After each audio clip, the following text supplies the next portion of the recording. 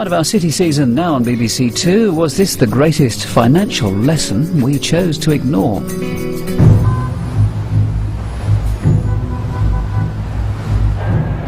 In 1929, years of booming prosperity ended in catastrophe. It was the biggest stock market crash since records began. It is impossible to underestimate the shock, a sense of stunned disbelief. First-time investors borrowed huge amounts of money to speculate on the market. The market broke very sharply and a lot of people were wiped out with it. It was very painful. Later, thousands of banks failed. Millions lost everything. The poverty was really all around us. It was really, really pitiful. The crash was followed by a depression that spread across the world, lasted for a decade, and was a prelude to war.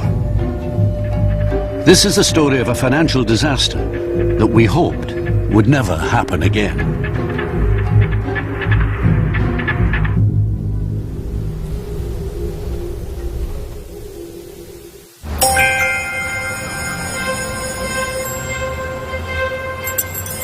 Wednesday, 23rd of October 1929. Without warning, share prices are plummeting on the New York Stock Exchange. Investors are stunned. For the last 5 years, the market has only gone up.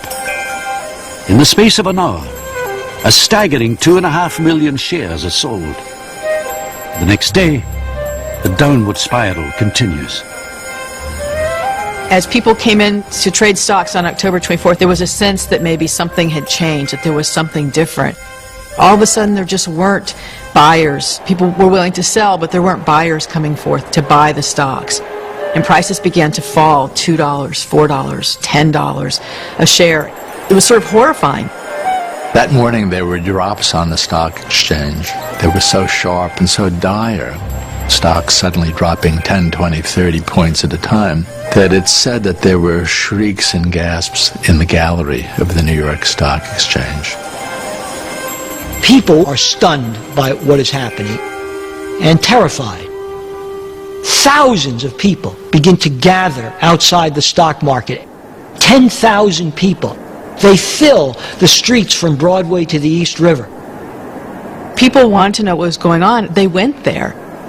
These huge crowds gathered around the stock exchange, around the statues and on the stairs, waiting to get any kind of news they could as people came out of the exchange. They could hear voices. They could actually hear the shouting and yelling as people were buying and selling. But they didn't know what was going on, and so they gathered and they stayed there to find out.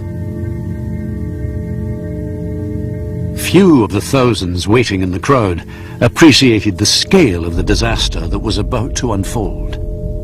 Nor could they imagine that over the next 5 days, a financial catastrophe would sweep away the foundations of America's prosperity. But to understand what brought about the crash, we need to go back a decade, to a time when American confidence grew so high that it seemed the good times would last forever.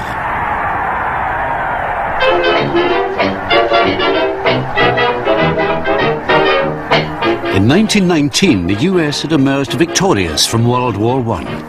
A mood of optimism was in the air. Britain and its European allies were exhausted financially from the war. But the US economy was thriving, and the world danced to the American tune. The uncertainties were over. There seemed little doubt about what was going to happen. America was going on the greatest, gaudiest spree in history, and there was going to be plenty to tell about it.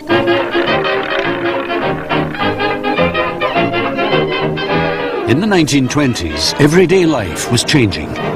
Electrification transformed America. Towns were hooked up to the grid. New technologies emerged. Aeroplanes, radios, domestic goods that had started life as luxuries now became necessities. The car industry also boomed as people flocked to buy one of the new Ford or Chrysler automobiles. An era of boundless prosperity seemed to have begun. This is the flowering of consumer culture and mass consumption on a scale never before seen. there was also heavy installment buying to encourage people to buy big-ticket consumer items so that they can buy those items on credit. This type of consumer credit was another innovation of the 1920s. For the first time, the idea of buy now, pay later hit the mainstream. And there's a kind of play culture that develops alongside this consumerism, which says, we believe now in instant gratification. Take care of the now. Don't worry about the future. Live for the moment. There was a whole ideology that we were in a new economic era, that it was the birthright of every self-respecting American to be rich.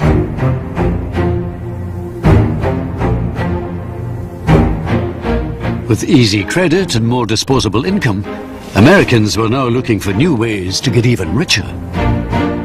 Since World War I, the US government had sold bonds, known as Liberty Bonds, to pay for the war. This was a way to borrow money from the public, who in turn would receive interest payments on the bond's value. Celebrities such as Charlie Chaplin and Douglas Fairbanks had been recruited to promote them at huge rallies. Liberty bonds caused many people to become investors in securities for the first time. For the first time in their lives, they got interest payments every 6 months, and the security was something they could trade on the market, so they could look in the newspaper and see what the price of my bond is today. Liberty bonds created an investing culture. Most people had never purchased securities before, and it got ordinary people accustomed to buying securities. Now there was another group of people who thought they could take advantage of this new investing culture. The bankers of Wall Street. For years, Wall Street, the center of American finance, was made up of a small elite group of bankers doing business with each other in a society closed off to the general public. But one man saw an opportunity that would change the face of the financial world. Charles Mitchell, president of National City Bank, spotted a lucrative gap in the market. Mitchell saw that investors had purchased a lot of government bonds during World War I. And so he said, now we have an investing public there, all we need to do is market other products like corporate bonds, common stocks, and just tell people these are respectable investments. Mitchell was a natural salesman with a big ambition. If people were willing to buy bonds to raise capital for the government, surely they could be tempted to buy stocks and shares to raise capital for private companies listed on the New York Stock Exchange. And they could make a profit for themselves in the process. Gradually, people who never dreamed that they would invest in stocks were doing so, and stocks lost a lot of this stigma. Historically, stocks had been considered much too risky for ordinary people. Whereas in the 1920s, there was a sense that investing in stocks was not only safe, but reliable and respectable.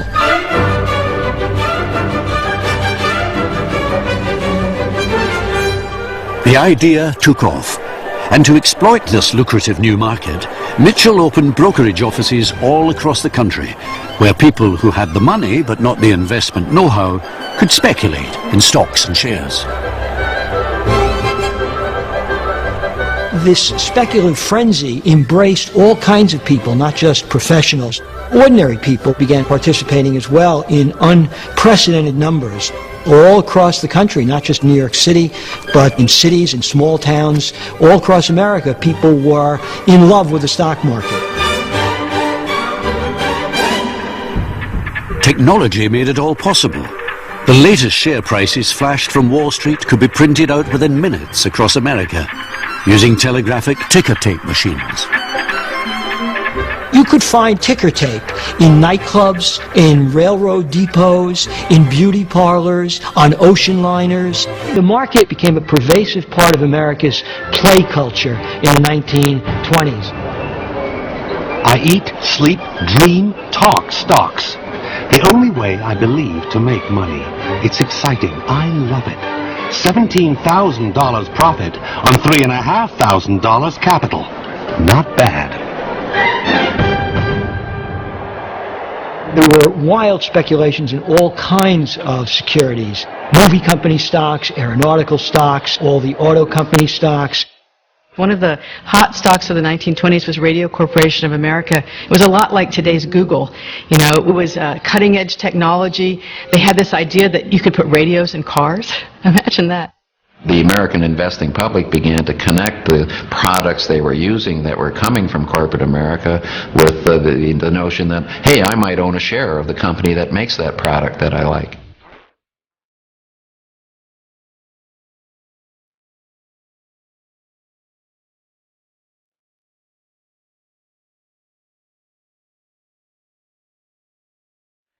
By the mid-20s, around 3 million Americans were in the market, and Wall Street gripped the public imagination. With tales of fortunes being made overnight, the idea of a great bull market, where shares only seemed to go up, took hold. Every popular magazine, every newspaper, every radio station was fascinated by what was going on in the stock market. People charted the activities of celebrities like Charlie Chaplin or Groucho Marx and were fascinated by what stocks they happened to be speculating in. The young comic actor Groucho Marx invested all his savings into the market and was so pleased with his profits on paper that he persuaded his brothers to invest too. What an easy racket. RCA went up 7 points since this morning. I just made myself $7,000.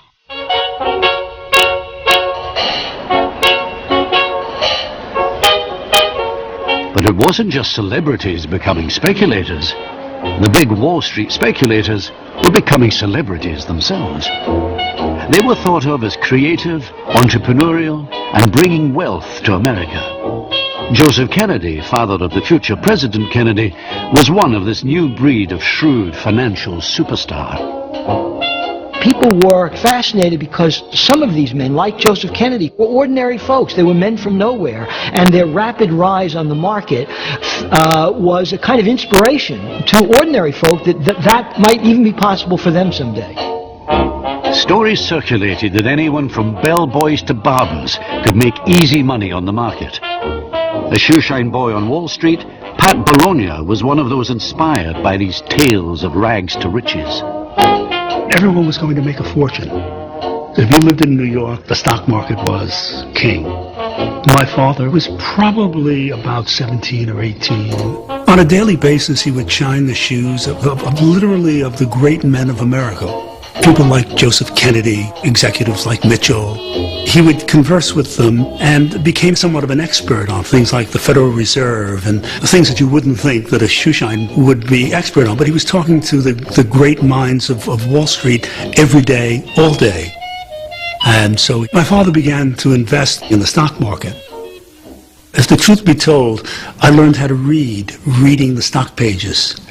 Because that was what my father did. I mean, we grew up with the stock market. There was the stock market for breakfast. There was the stock market for dinner when he came home. The stock market was the world. I started in 1928 because, like many young people, I wanted to go to the place where everybody was making all this money. My first job was to be a messenger boy on the floor of the exchange. It took only a week or two to find out that most of the time people are greedy. People had so much faith in the bull market that they borrowed increasing sums of money to speculate on rising share prices. This way of buying shares was known as buying on margin. The investor was required to put down only part of the money, with their broker funding the rest. The culture of buy now, pay later had spread to the stock market. Buying stocks on margin means essentially that you're buying them with borrowed money. By the late 1920s, 90% of the purchase price of the stock is being made with borrowed money. There were no rules about how much you could borrow, and people borrowed enormous sums of money to buy stocks. You could buy a $100 stock for $25, and then the brokerage firm would loan you the other $75. And if the stock went up, and in the late 20s, everything seemed to go up and up, then that $25 could turn into investment that was worth $200 or $300. So it became a huge part of the U.S. economy to loan money for the stock market. In fact, in the late 1920s, nearly 40 cents of every dollar loaned was for stocks. This vast influx of borrowed money into the stock market created more demand for shares, pushing prices ever upwards. In 1928, the market went up by almost 50% in just 12 months. And as stocks continued to rise, more and more investors borrowed money to get a piece of the action. One of them was shoeshine boy Pat Bologna.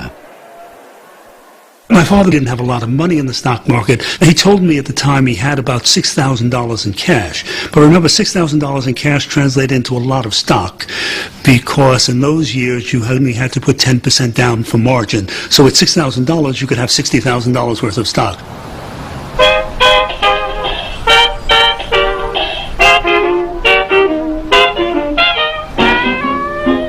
Wall Street was hungry for new punters.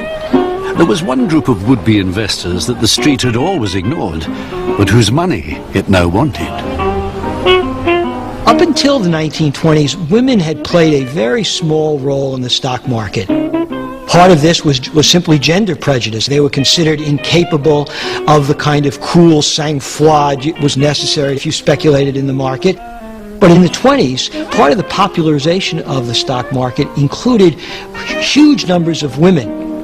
Well, the 20s were a big time for women anyway. They really stepped out on their own. They began to take control of their own money. They went to college, actually, in record numbers in the 1920s. And as they did that, they also got interested in the stock market and as a way for them to build their own wealth. One such investor was a pioneering New York photographer called Alice Austin. She lived on Staten Island, just across the water from Wall Street. She had moved into this house when she was a couple of months old. She was bright, she was adventurous. By the time she was 11, she had received a camera, which was a new invention by the time, and she immediately took to it. Over the years, she took some 8,000 glass plate negatives, making her one of America's earliest and most prolific photographers. Alice's inheritance from her grandfather had funded a comfortable lifestyle, but it had dwindled by the 1920s, and she was tempted by Wall Street's promise of a quick buck. So Alice Austin discovers that she's running a little low, and the question then becomes what to do. Her friends urged her to be conservative, cut some spending, maybe not go to Europe, maybe not buy a car. Instead, Alice found a broker who advised her no, buy stocks, become rich quick. And you know what? You can borrow money so you can buy even more stocks, buying on margin. And Alice Austin thought that, hey, sounds like a good idea to me. Throughout the soaring market of the 1920s, the Republican Party stayed in power on the back of America's increasing prosperity. Calvin Coolidge became president in 1923. An investor himself, he was notably silent on the speculative mania gripping Wall Street. Calvin Coolidge typifies the laissez-faire, devil-may-care recklessness of the 1920s. He was famous for saying that the business of America is business. It was a prosperous period. Business was making money. Wall Street was making money. The politicians, I think, just said, well, everything's fine. The economy's growing. The market takes care of things pretty well, and the government's job is to get out of the way.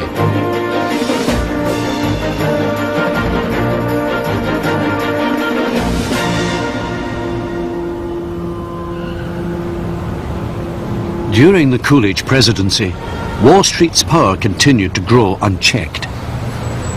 His administration had close links with an elite group of bankers and financiers, Wall Street's inner circle. Their wealth and connections gave them immense influence over the government's financial policy. They were small, elite, private partnerships. This was really the royalty of Wall Street. These were very mysterious and discreet places.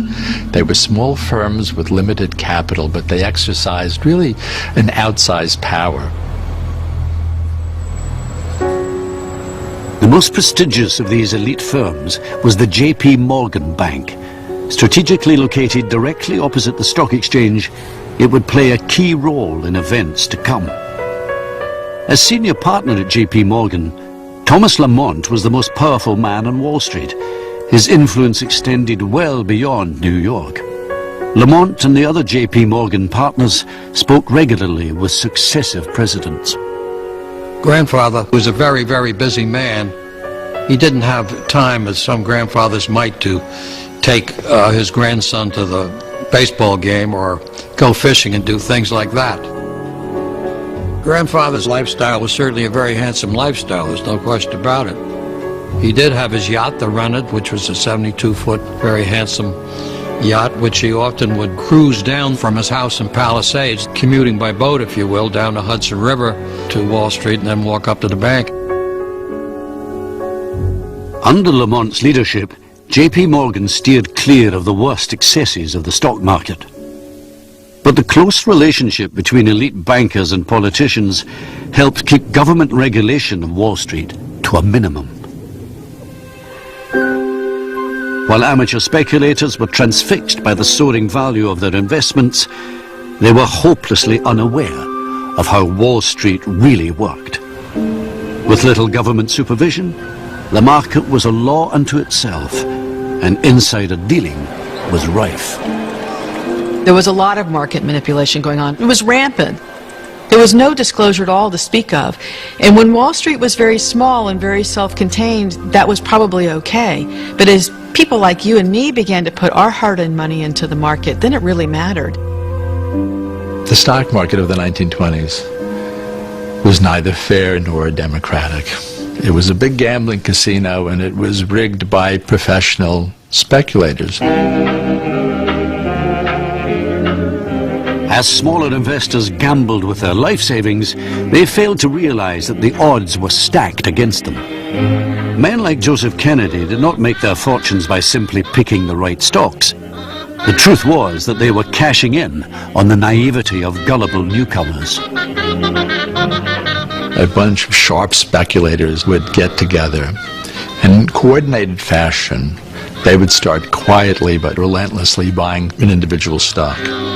What they would do is hype up a particular stock, buy it up themselves, and then dump it on the market so that they took the profits while the average investor in those stocks were left with the losings.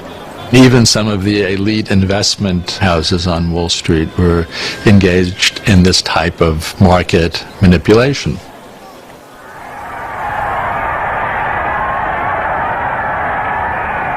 In March of 1929, a new Republican president, Herbert Hoover, was inaugurated. In his address, he reassured Americans. We have reached a higher degree of comfort and security than ever existed before in the history of the world. But behind the scenes, he was less confident. Hoover is actually skeptical about what's going on Wall Street and the economy generally. But he doesn't have the political courage of his convictions. And so when he becomes president, he does nothing to rein in this wild speculative fervor. He doesn't do anything to encourage the Federal Reserve or the Treasury to tighten up margin speculation in the stock market. In private, Hoover talked of an orgy of speculation, but like his predecessor Coolidge, he had no appetite for regulation of the marketplace. Yet Hoover was not alone in his fears that the stock market bubble might be about to burst. Days after the inauguration speech, a prominent and highly respected banker, Paul Warburg, broke ranks with the Wall Street aristocracy and issued a bleak warning.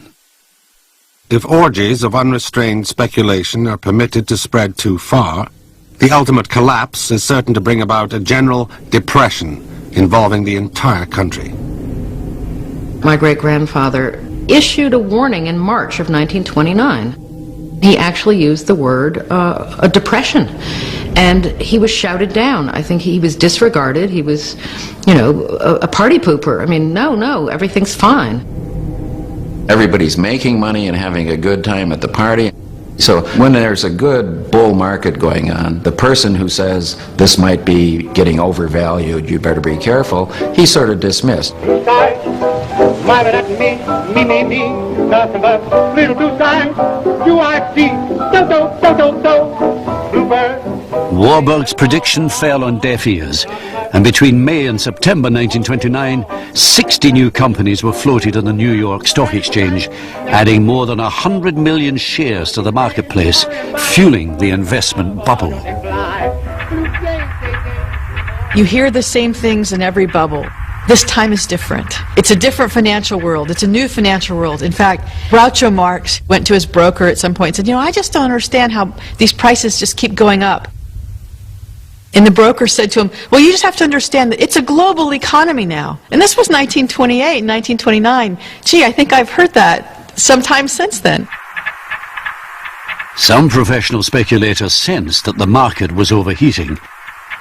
The more astute got out during the summer. One day, apparently, Joe Kennedy, according to Joe Kennedy's later recollections, he said, if the shoeshine guy knows as much as I do about the stock market, maybe it's time for me to get out. In September, the market became increasingly volatile. Behind closed doors, President Hoover's unease was growing. Herbert Hoover did keep making inquiries among his Wall Street friends, asking if he should be concerned, and he received a memo from Thomas W. Lamont, who was the senior partner of J.P. Morgan and Company. Grandfather said in that letter, the market will correct itself, and there would not appear to be any need for any kind of government intervention in the market. Lamont reassured Hoover that there was absolutely no cause for concern, and the memo ended with the line, "The future appears brilliant."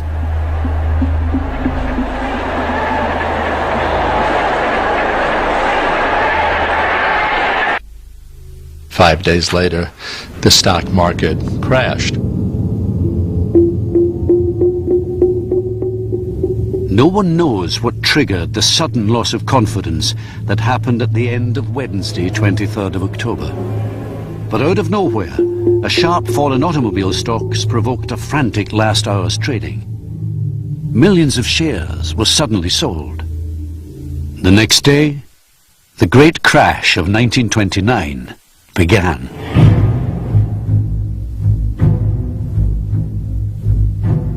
October 24th, 1929, Black Thursday, is often considered to be the beginning of the crash. There was really a tremendous drop which scared a lot of people. It is impossible to underestimate the shock, a sense of stunned disbelief. People panicked as the market just drops and drops and drops. Desperate for news, thousands gathered outside the stock exchange. Tremendous crowds standing there, very grimly staring ahead, men who had just been wiped out.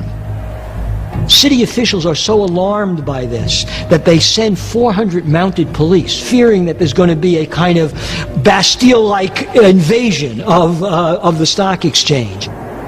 And it's said that there was a strange murmur in the air, that there was a very, very strange kind of haunting sound, which must have been the cumulative voices of all of these people sharing their concerns. The popular reaction is one of, this can't be happening.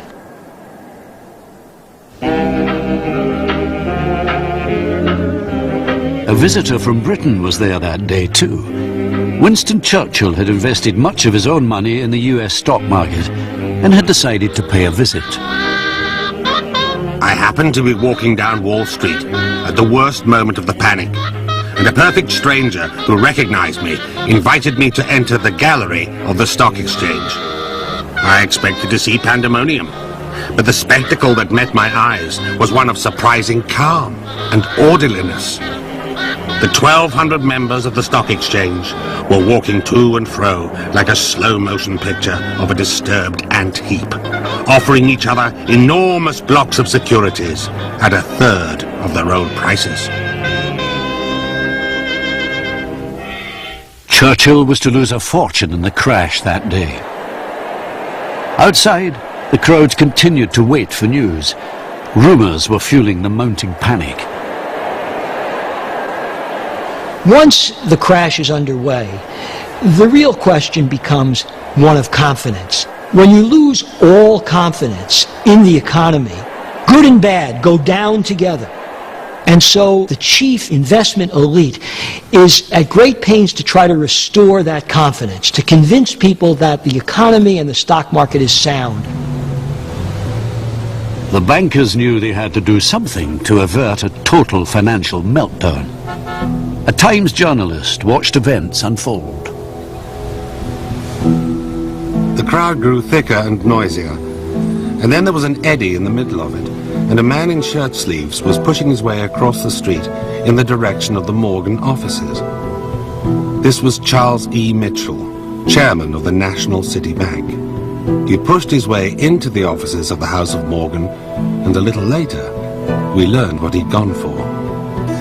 Charles Mitchell had been summoned to a meeting at the offices of J.P. Morgan. Around the table were 4 other leading bankers, including Richard Whitney, Vice President of the New York Stock Exchange. These were some of the wealthiest businessmen in America, representing around $6 billion in assets. Chairman was Thomas Lamont. I think it was a great shock to Grandfather. He did not foresee that anything like the great crash that took place would happen. Grandfather called a meeting at his office at 23 Wall Street of some of the leading bankers in town and figured out what they could do to support the stock market, which was plunging. What they came up with was a plan to put together a pool of $250 million. And those funds would be used to support a key list of stocks. At lunchtime, Richard Whitney marched across the street back to the trading floor of the stock exchange. With a huge injection of the bankers' cash, Whitney hoped to get the market moving again. Whitney parades over to the desk where U.S. Steel is being sold and buys 25,000 shares of U.S. Steel at a price well above what it was then selling for, and then makes a similar promenade to other blue chip stocks and makes a similar purchase. The idea being we will now restore everybody's confidence in the market. And other great financial titans of the time, including John D. Rockefeller, make similar purchases, hoping that this symbolic act will turn the tide. And it worked. Such was the magical power of the Whitney name and the Morgan name that stocks suddenly turned around and started to go up. By now, news of the meeting had leaked out, and journalists were desperate for information. Grandfather was meeting with a group of reporters who were assembled on Wall Street outside of his bank office. His style was always to stay calm and never say anything that would that would erode people's confidence in the stock market. Silver-haired Mr. Lamont received us with a manner so reassuring. It was like the man who comes on the stage of a burning theatre and urges everyone to keep perfectly cool, stating there is no cause for alarm. There has been a little distressed selling on the stock exchange, and we have held a meeting to discuss the situation. We have found that there are no houses in difficulty, and margins are being maintained satisfactorily. Grandfather and many others felt that the worst was over. But they were very, very wrong.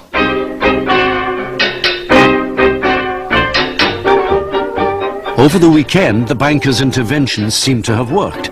Trading on Friday and Saturday was calm and uneventful.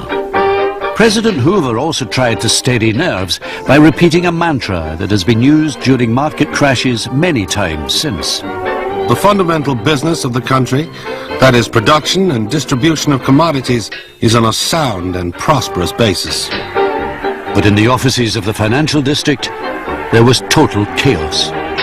One of the things that we forget is how primitive the technology was. So many stocks traded on October 24th that it took 4 hours for the ticker to print all of the stock trades after the market had closed. The ticker, hopelessly swamped, fell hours behind the actual trading and became completely meaningless.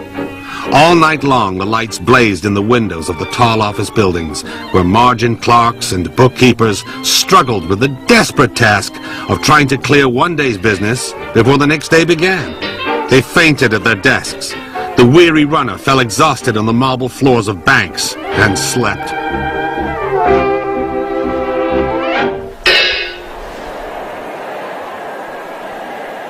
On Monday, with stock tickers running out of tape, panicking investors desperate for the latest share prices jammed the telephone lines between New York and other major cities.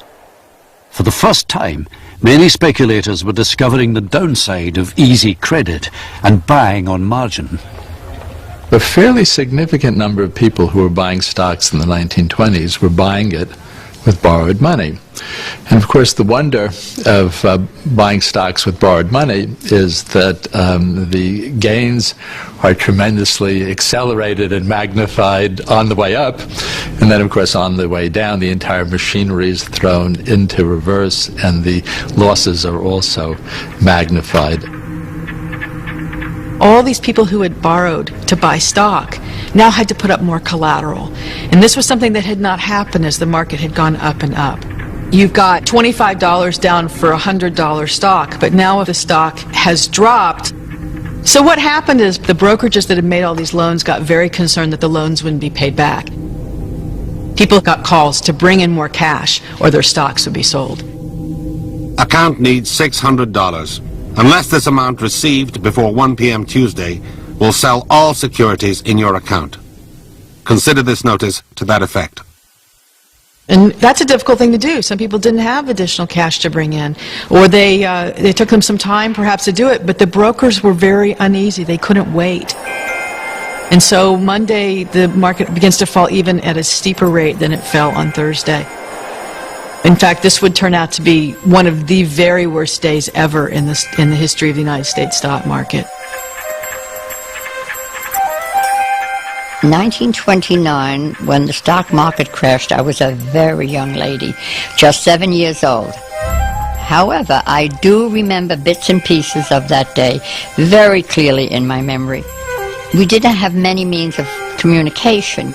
And when something extraordinary happened, the papers would put out an extra, that's what it was called, an extra, for 2 cents.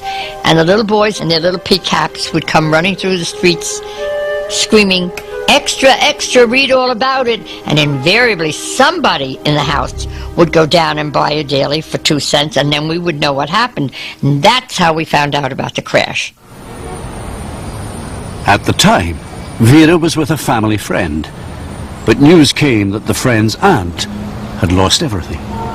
The little lady was crying quietly.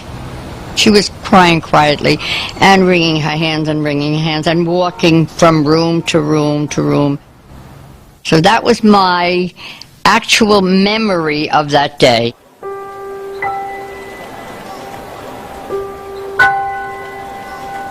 On Tuesday morning, some of the most famous names in corporate America saw their share price plummet. U.S. Steel, Radio, General Motors, stocks that had been symbols of the boom years. On Tuesday, there were tremendous waves of selling that just kept coming. This time the selling was so powerful and so relentless, there was no lunchtime meeting at J.P. Morgan.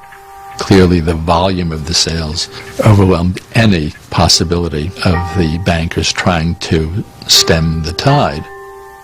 By evening Tuesday, all American stocks were worth about 22% less than they were when the market opened in the morning on Monday. 36 hours, you lost 22% of the value of American industry.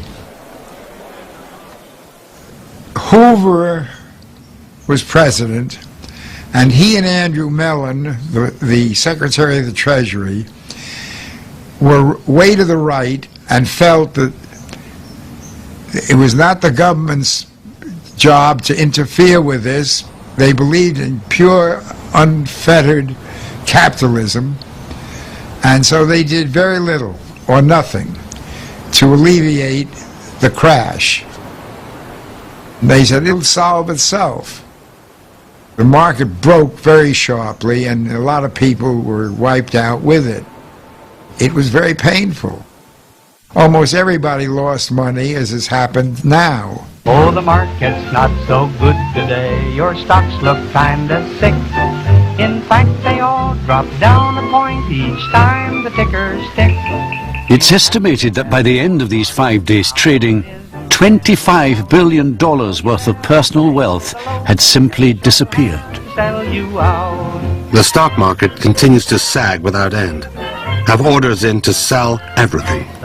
I figure I'll have about 500 left if I'm lucky. A humble ending to a potential profit not 4 months ago of nearly 100,000. At least, I say to myself, I lost all in the greatest panic in history.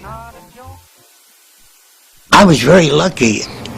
I never lost my job. I did get a cut in salary. Fortunately, my employers were wealthy people.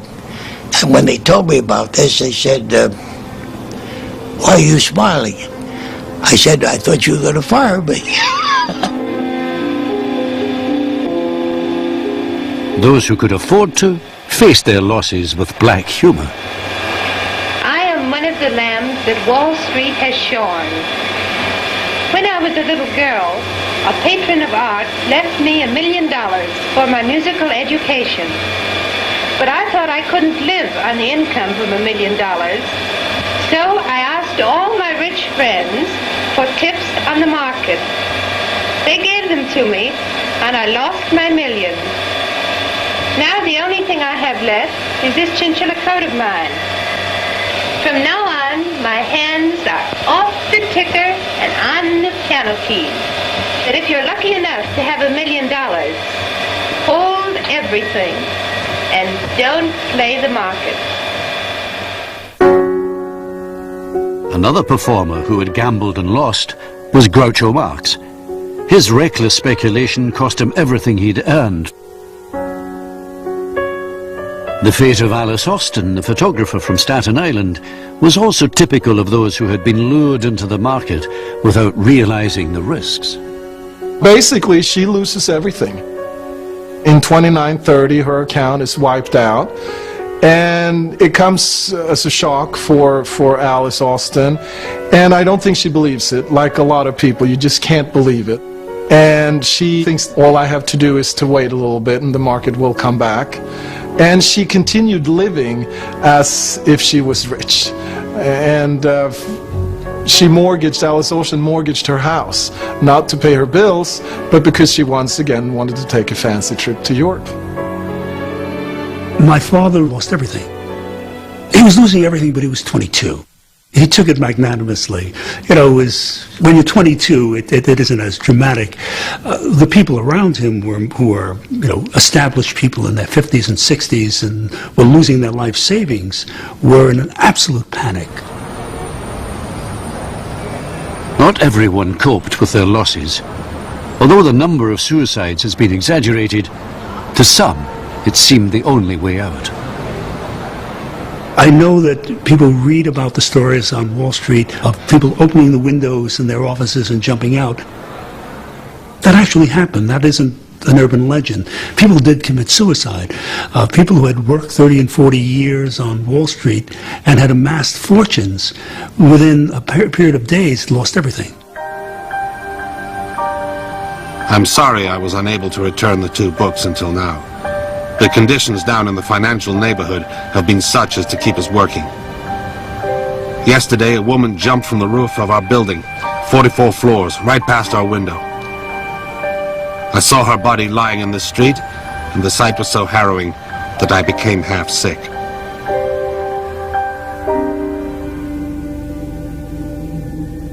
The effects of the catastrophic crash on Wall Street rippled out across America.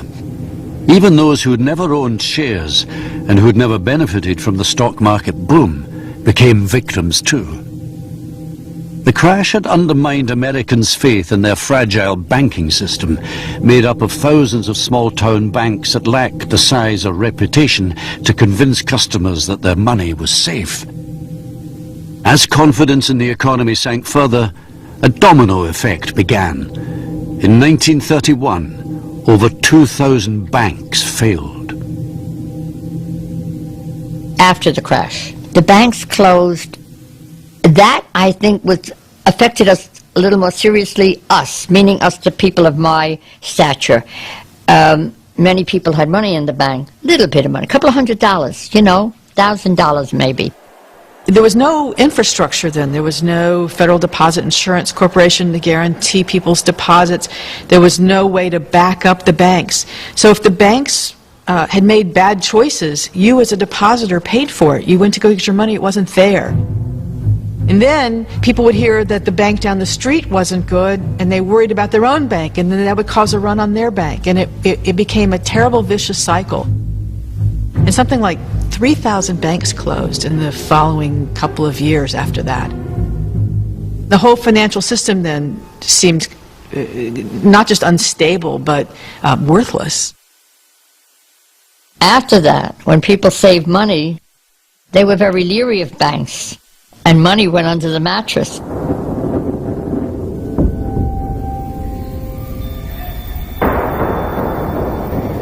The stock market crash in 1929 did not create the Great Depression, but it did start a sequence of events that eventually culminated with the Great Depression. Well, you know, some of this is going to sound sort of familiar. The banks were loaning money for the stock market, the companies were loaning money, the brokerages were loaning money, and when those prices fell, all that money just disappeared.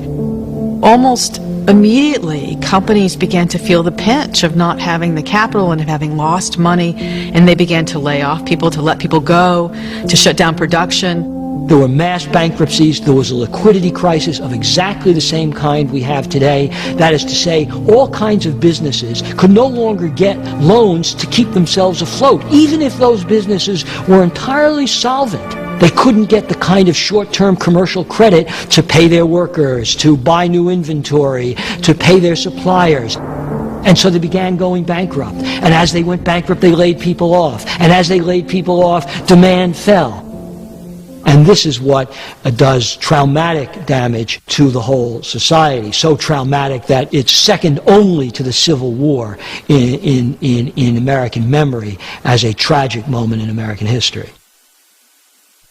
My father had a modest-sized insurance brokerage agency. One night at dinner, my father said that he had to fire an employee. And I very cavalierly said, well, he'll be able to get a job, won't he?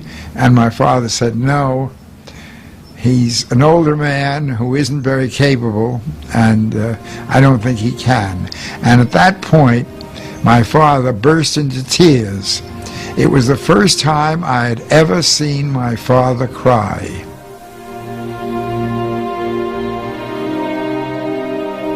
There was such a change in our lives and all the people around me after the crash. Many of my girlfriend's fathers lost their jobs and they couldn't pay the rent. They were evicted. The poverty was really all around us. Men had no clothing. They were in rags, really rags. They used to wrap their feet up in newspaper and put them in cardboard, makeshift shoes to walk around the street. And then if you took a walk over to Central Park, you saw this big area, a deserted reservoir that had been drained. And they made little huts of cardboard boxes, and they would sleep there overnight. And they called it Hooverville, because that was the name of our president at the time. And of course, all this stock market crash and all this poverty was, of course, put in his lap. It was really, really pitiful.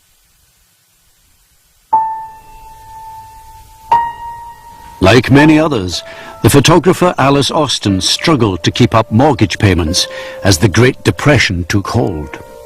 A few years into the Depression, Alice Austen runs out of money. There is nothing left.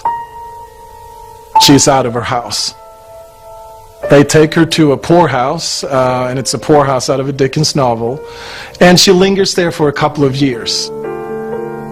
Miraculously, her photographs are discovered.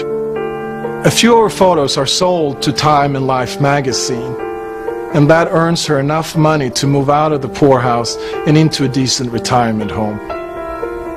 In a sense, her photographs come to her rescue and take her out of poverty and into a year or two of decent living. Paul Warburg, who so accurately predicted the crash and the depression, saved the bank he ran from disaster by getting out of the market in time. But it was of little consolation to him. My great-grandfather probably never really recovered his own personal equilibrium after the crash. To be called the Cassandra of Wall Street, I think was very painful for him. And if we all remember Cassandra, she couldn't just see the future, she was also doomed to be disregarded. And I think it caused him to go into a depression of his own. I'm not sure that he ever would have said, "I told you so."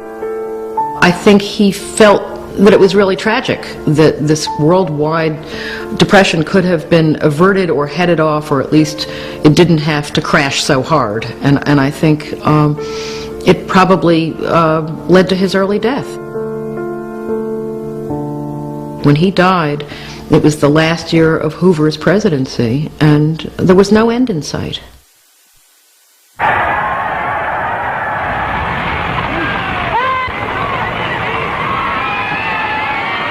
But in 1932, 12 years of Republican rule came to an end.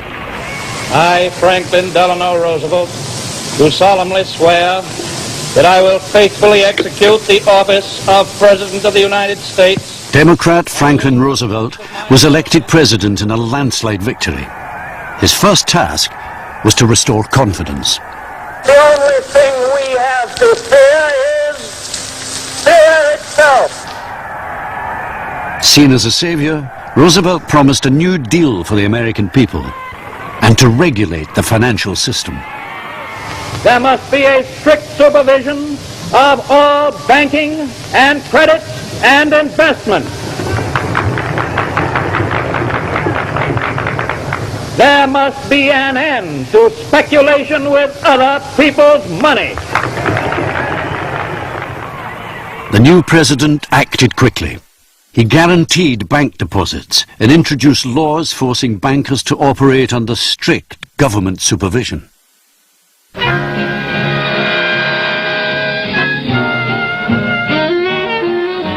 An investigation into the crash was launched by the Senate Banking Committee. It would last more than 3 years, and the 10,000 pages of testimony blackened the reputation of Wall Street. The committee's ambitious lawyer, Ferdinand Pecora, challenged the banking elite to account for their behavior. He calls these bankers to testify. And what does he learn? He learns that Charlie Mitchell of National City Corp had sold stock to his wife to avoid taxes. Richard Whitney, who had so boldly bought stock on Black Thursday, lost money of his own and began borrowing from his brother. And then when that didn't work, he began stealing from customers. He ended up in jail doing time. The most prestigious bank in America, J.P. Morgan, was also found to be far from blameless. The hearings uncovered evidence of a list that offered preferential deals on stocks to friends in high places, including a former president. Not only Morgan partners and Morgan family members, but also prominent corporate executives and even some politicians. Calvin Coolidge was on the preferred stock list, for example. That was a practice that a lot of people felt was wrong. Ferdinand Pecora had a great quote. He said it was shocking disclosures of low standards in high places, which I love because, you know, you could say the same thing today. In response to public outrage at the bankers' dirty dealings, President Roosevelt set up the Securities and Exchange Commission. Its task, to clean up Wall Street. At its head, he chose a man who knew more about unethical practice than most. President Roosevelt, when he introduced the Securities and Exchange Commission to regulate Wall Street, named his old friend and supporter Joe Kennedy to be the first chairman. And that's putting the fox in the chicken coop.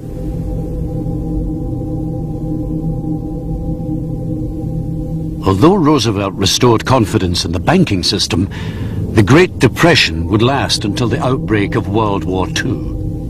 Then, as now, the globalized economy meant that the crash and subsequent depression rippled out across the world. In Britain, there was a slump in manufacturing, and millions lost their jobs. Germany, still suffering from defeat in the First World War, was hit even harder. So many people had their life savings destroyed during the Great Depression that it created in many countries a desire for some authoritarian government that would save them, that would rescue the economy. No doubt that crash and the Depression strengthened anti-capitalist movements. The communists had taken over in Russia, and there were rising fascist movements. Mussolini was already in power in Italy, and Hitler's political base was growing in Germany.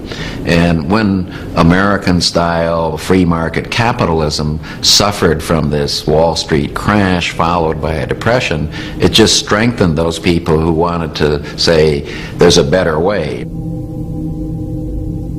While communism and fascism prospered, many nations put up barriers to prevent free trade and turned inwards in an attempt to save their economies. Economic nationalism led to trade wars and later World War.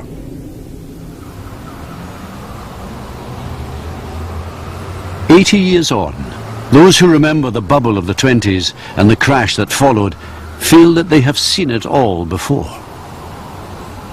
I don't think we learned anything from it. I have found that people's memories are very short. They make the same type of leveraged commitments where they don't look at the downside risk.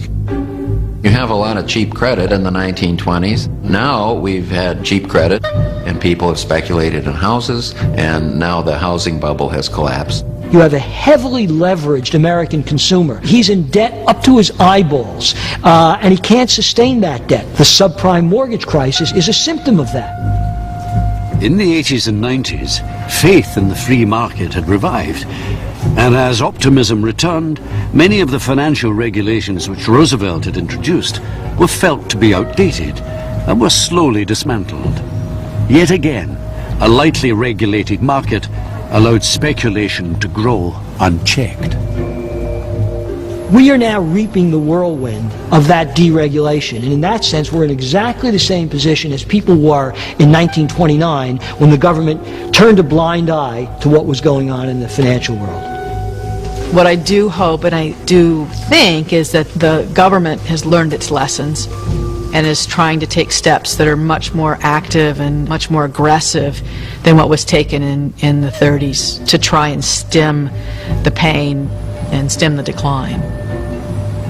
The hope is that such steps will work, but the lessons from the crash of 1929 are that history repeats itself, that human folly and greed are much stronger forces in financial affairs than reason and restraint.